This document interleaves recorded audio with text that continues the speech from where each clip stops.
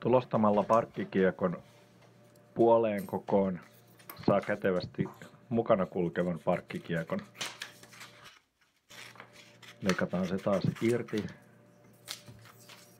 Näin.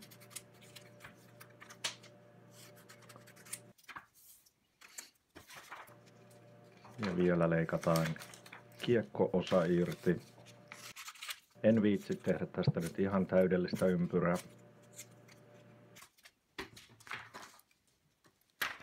No niin, osat on tässä.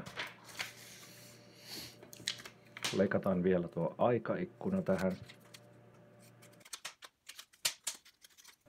Noin.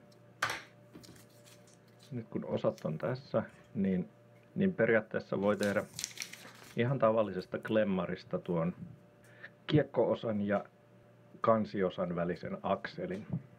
Taitetaan tästä klemmarista yksi piikki ylös